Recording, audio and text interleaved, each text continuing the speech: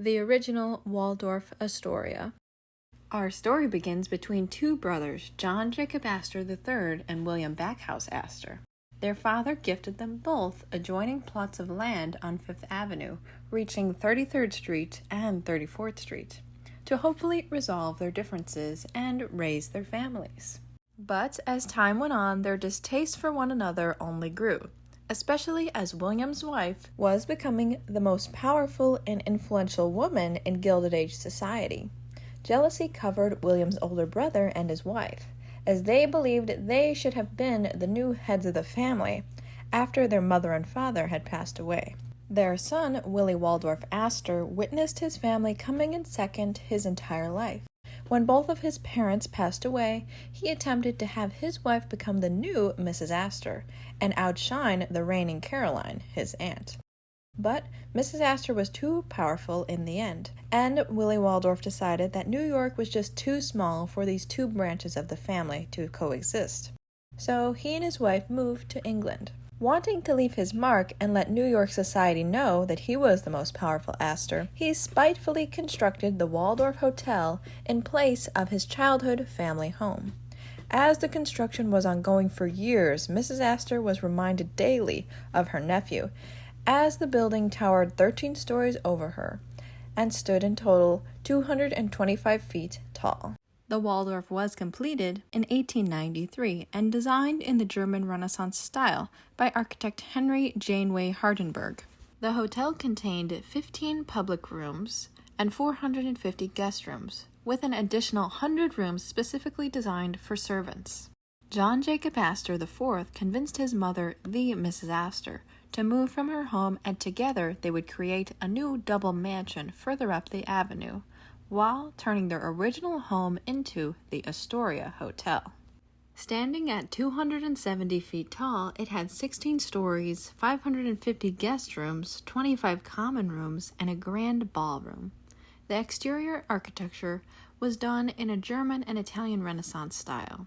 The hotel was finished in 1897, when the Waldorf was already a great success, while the Astoria only claimed to be bigger, better, and more luxurious. After some time, however, the two hotels combined under one management and became the Waldorf-Astoria. The hotel became solidified as one of the finest hotels in New York society among the upper crust. Once the hotel merged, it became the world's largest hotel, with 1,300 bedrooms and 178 bathrooms. You would enter the hotel and be greeted by an elaborate glass and wrought iron marquee. The entrance hall contained an abundance of sienna marble, a coffered ceiling, and featured a mosaic tile floor. In this area, you would find the original reception desk. Leading beyond the lobby was the main hall, leading to a variety of public rooms. In this space, there was also an alcove with elevators and a grand staircase. Near this area was the reception room for women, known as the Marie Antoinette Parlor. The room contained 18th century antiques from Europe and real objects from the royal French courts. The gentleman's cafe was furnished with dark and robust oak paneling in black. There were hunting murals and chandeliers from staghorns, but once merging with the Astoria, it became the library. The Empire Room was the most notable and lavishly adorned room in the hotel. It was also one of the best restaurants in New York City, rivaling Sherry's and Delmonico's. Inspired by King Ludwig's palace in Munich, the Empire Room featured a likeness to his Grand Salon. The Waldorf Ballroom hosted many lavish affairs, but after combining with the Astoria, it was turned into the Reading Room. The Palm Court at the Waldorf was simply one of the most beautiful and luxurious spaces to unwind, grab a bite to eat, and relax. I know this is where I would be spending a majority of my time while visiting the hotel. There was also a florist on staff whenever was necessary for you, and in addition, a booking office. Gentlemen also had the option of visiting the Turkish smoking room. There were a variety of amenities and public rooms that were not pictured in the hotel, one of them being the beautiful interior garden court, featuring fountains and flowers. The Waldorf state apartments consisted of 9 suites and were all located on the second floor. Styles of these staterooms included Louis XV, Francois I, Henry VIII, Empire style, Greek, Italian Renaissance, Pompeian, Colonial, East Indian, and Louis XVI. Each of the 9 state apartments had their own music room and a banquet hall to seat 20 individuals. Many of the fine objects from these rooms were originals to the period, or were very fine replicas. And here is a look at the regular single or double accommodations that were not suites. The main entrance corridor to the Astoria had the nickname of Peacock Alley. It was a long foyer that ran the entire length of the hotel from east to west. These areas had columns of sienna marble in the colors of salmon pink, cream, and pale green. Pictured here is the reception area in the main foyer. The restaurant at the Astoria was a fine and beautiful space, featuring themes of the Italian Renaissance. The cafe was finished in English oak and was in the style of the German Renaissance, featuring Flemish decorations. The bar formed another room that was 40 by 50 feet in length. The garden court of palms was yet another area where you could dine. It was 88 by 57 feet, rising 3 stories into a dome-like structure made of amber glass, reminiscent of the Titanic.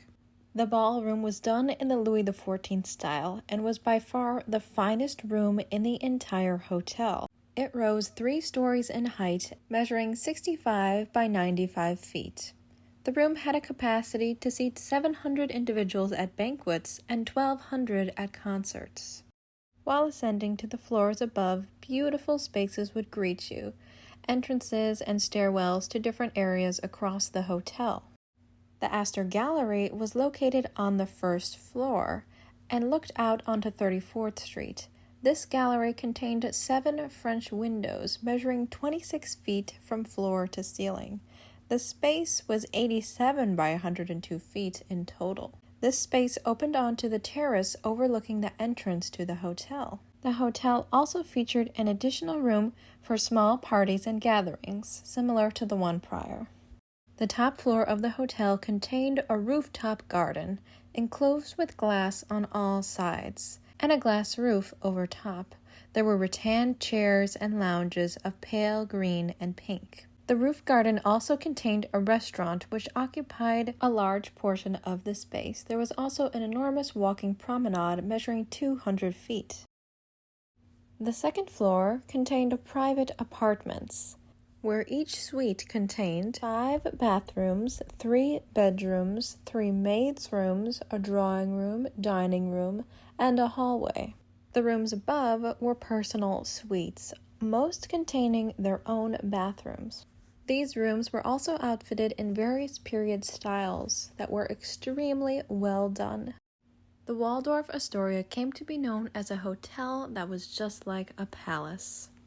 Not only did the Waldorf-Astoria give us culture from its architecture and interiors, but from its amazing food. Oskar Tversky was the famous cook who invented a variety of delicious dishes that we still use and love to this day, such as red velvet cake, eggs Benedict, Thousand Island dressing, and Waldorf salad, to name a few.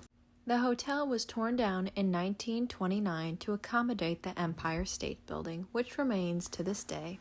I hope you enjoyed your stay at the original Waldorf-Astoria.